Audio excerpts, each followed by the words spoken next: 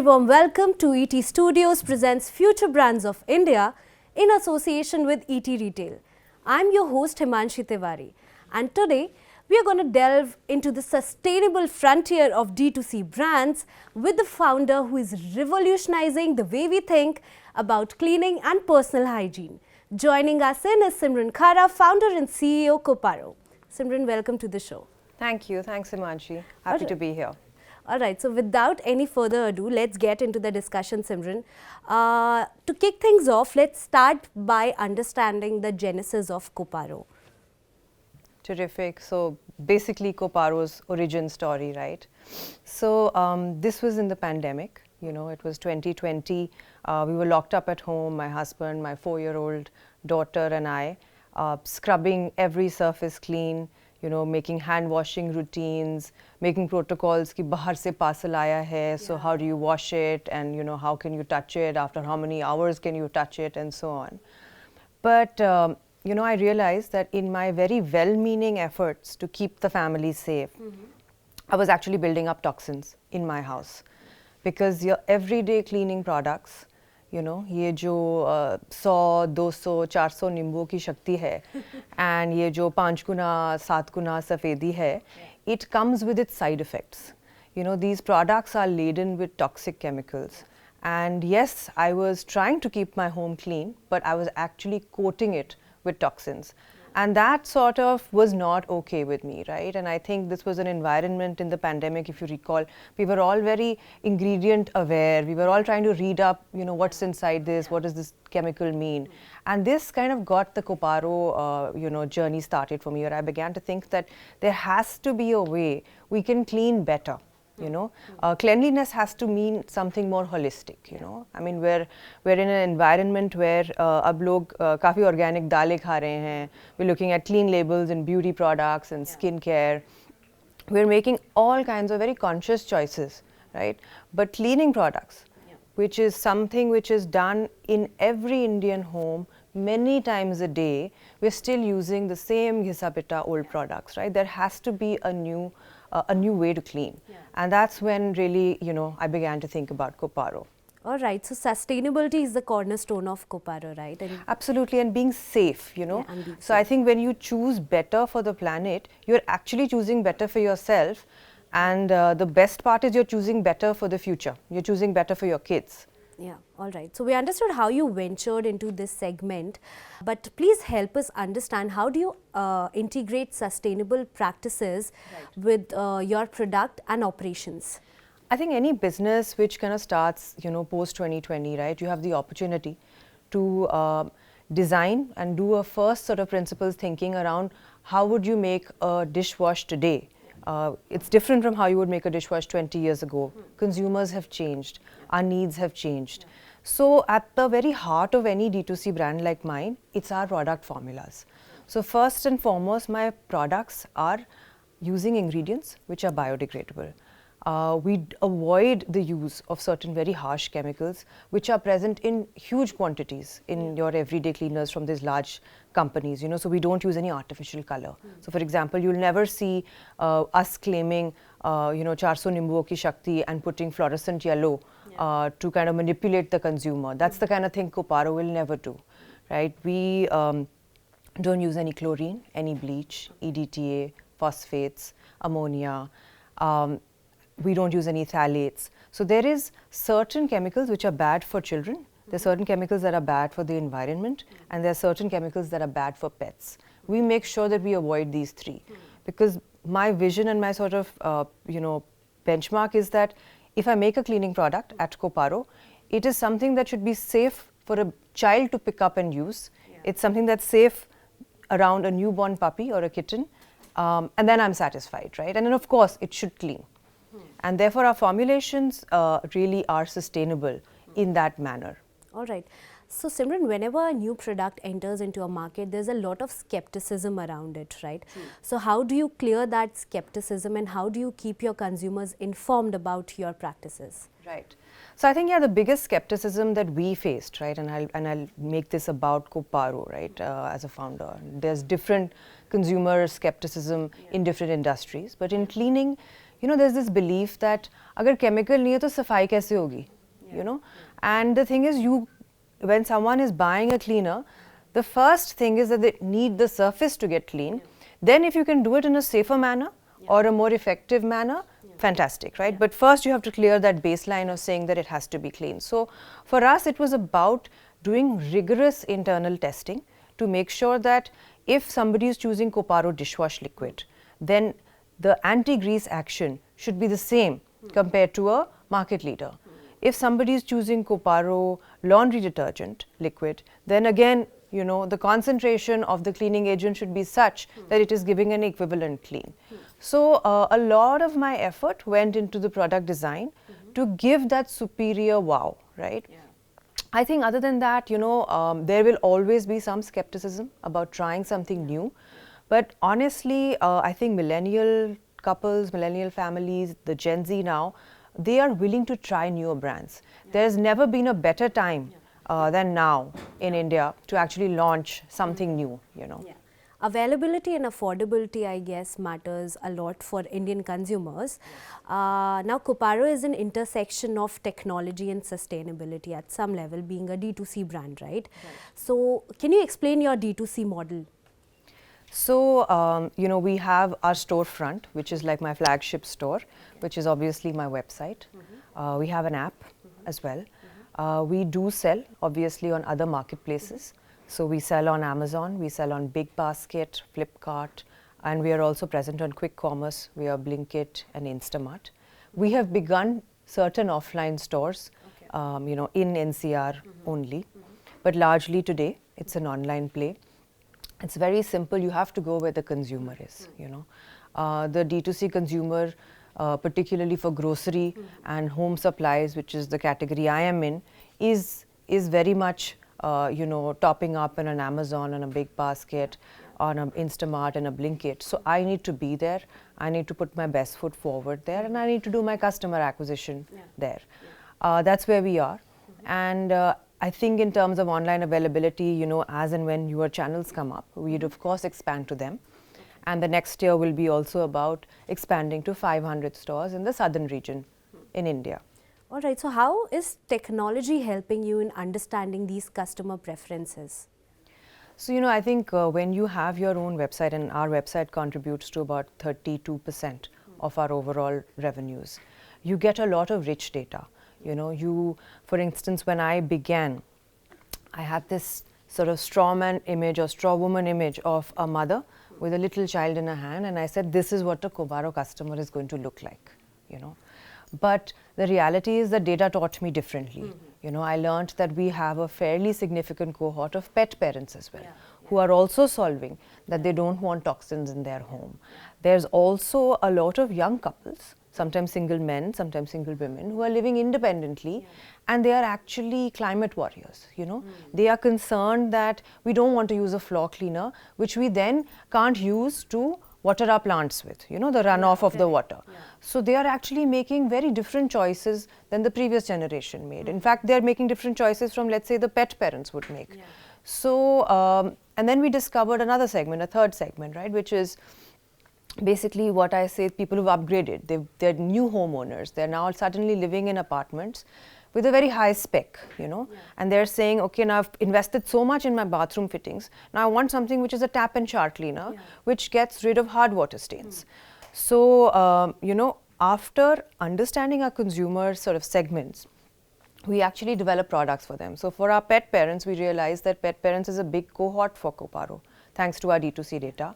And we launched a, you know, kennel surface wash. So if somebody has a pet in their house, they shouldn't be using floor cleaners which have, you know, a certain chemical called BAC, because that can really irritate the pet's skin. So we launched, you know, a dog-safe floor cleaner.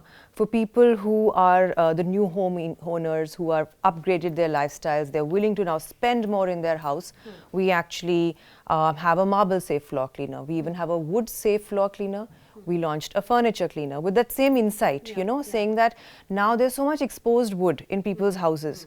Nobody now in the affluent homes is putting a plastic sheet on their dining table. They're showing off the wood, the grain, how beautiful it is. But then what do you clean it with?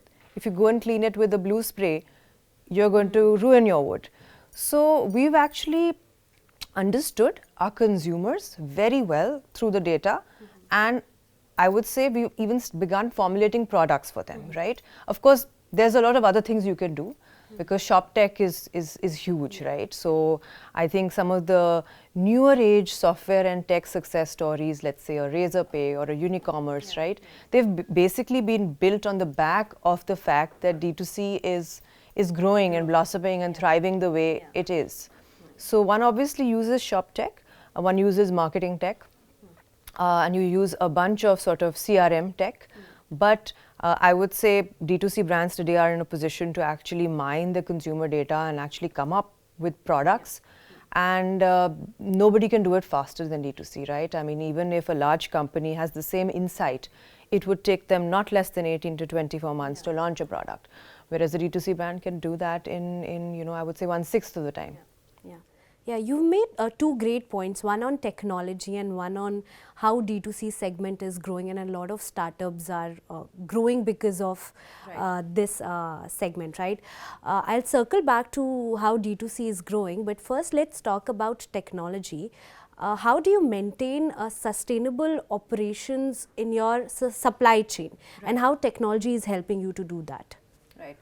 So, I mean, you know, in terms of supply chain, I mean, you know, it's really the packaging choices that we make, right? In terms of packaging, we are using bottles which are made from recycled materials, and our bottles are 100% recyclable. We also encourage people to buy in bulk. So we are a company which actually promotes 5-liter refills quite a bit, you know, because actually when you buy in bulk, the overall carbon footprint of that shipment is lower. So we are making some of these choices to be able to, you know, push towards the lowest possible carbon footprint, you know, on a per ml basis in the cleaning industry. But the fact is that you are still shipping liquids, and you know, maybe in the future we will pilot concentrates, which can again do something, because I think for being sustainable from a supply chain point of view, you need to solve your product and its form factor first. I think that comes first. Please help us understand, like there was a lot of D2C funding winter news in the market, right? And now we have been hearing that the funding winter is lifting. So how do you anticipate D2C brands' future in the coming few years in India? So I think, see, D2C by definition, right, the only things that you will be investing in the early days is some amount of customer acquisition and your overheads. So I think what this winter, as you put it, taught us is that, you know, you need to be very tight on your unit economics, right? Don't spend too much acquisition money, marketing money, if you don't believe you have PMF and you're absolutely convinced you have PMF, right? PMF being product market fit.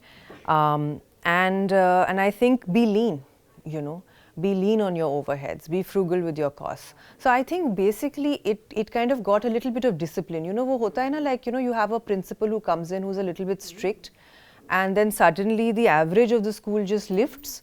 So I think that's what it's done.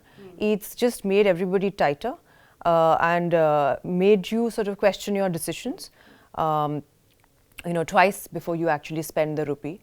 And I think in that way it's been good. The companies that were doing well, which had PMF, which had good economics, still did pick up funding. So I think in that way it didn't starve people. I think it was the fact that D2C doesn't require big checks. It's really the big checks which stopped, right? So it was a problem for a lot of other industries, but much less so, I would say, for D2C. And it's brought in the much needed sort of focus on unit economics, which actually helps the industry in the long run, you know, when you are actually growing along with other people and you're not actually doing, let's say, predatory pricing and things like that. Because D2C is not a winner takes all market.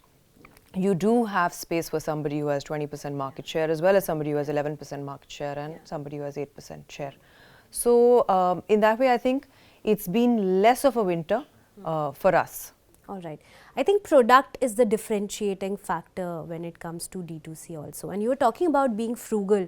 I think we have seen Amazon as the biggest success story, you know, dealing with frugality. So they have been very successful by being frugal. Now, you were talking about fundings, and you launched Koparo in the pandemic, right? So how did you manage to kind of raise that sort of money to start a business as big as Koparo? So, I mean, a lot of the conversations did happen on Zoom, which is unique. But I guess everybody adapted, and so did the venture industry, right? I think there was in the pandemic, pandemic was actually an inflection point for e-commerce in many ways across the world and also in India, So there was a desire by the venture capitalists to obviously play in that space. At that inflection point, newer brands would come up, and they also therefore needed to be comfortable that they're not going to be able to physically meet the founder, but they'll have to perhaps go about this in over virtual video calls and things like that. And that's what happened. That's what happened with us as well. I think your relationships, the past sort of social capital you've built up always helps. So most of my early checks came from people who I knew via another person, and those conversations clicked. So yeah. Yeah, all right. So we are right now in the digital first economy, right? So how is your brand building that community in the digital era? So we have a very strong sort of social media presence. There is a huge sort of, we have about almost 60,000 followers on Instagram. We have a fairly, we've just started a YouTube channel as well. And for us, we realized that there is a lot of questions around cleaning.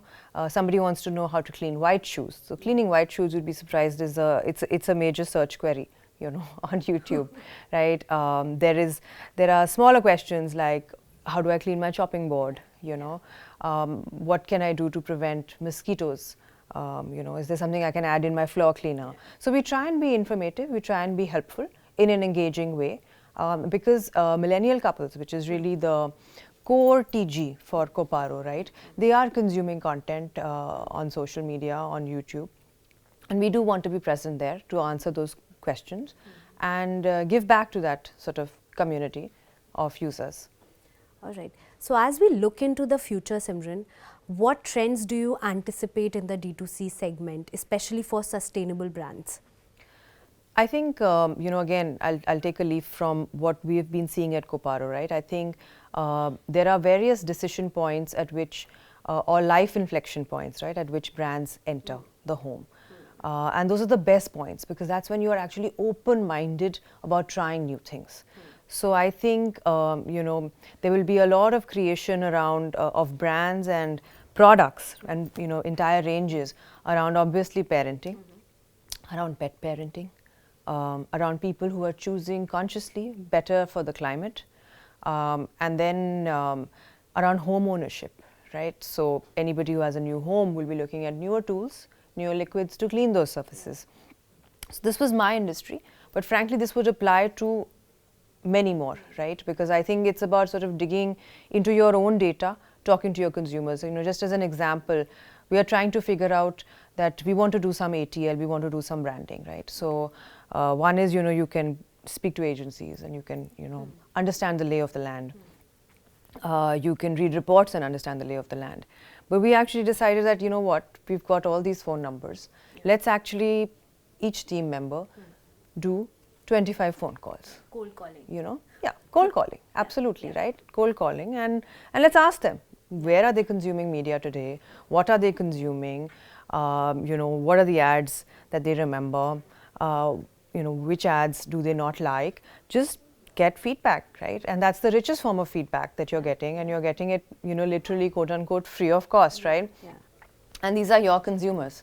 So that there are people like, this is direct, yeah. So I mean, you're using it, you're leveraging data and analytics in every possible way, and you should be. Yeah. That's what differentiates you, that's what makes you nimble and agile compared to the large guys. Yeah.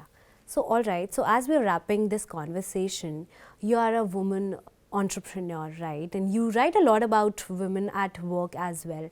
Yes. So what is your perspective on the women entrepreneurs in India right now? Where do you see India as a country in terms of diversity? Right. And what advice would you like to give to the future or upcoming women entrepreneurs? Yeah. So, thank you. Great to know that you read my column.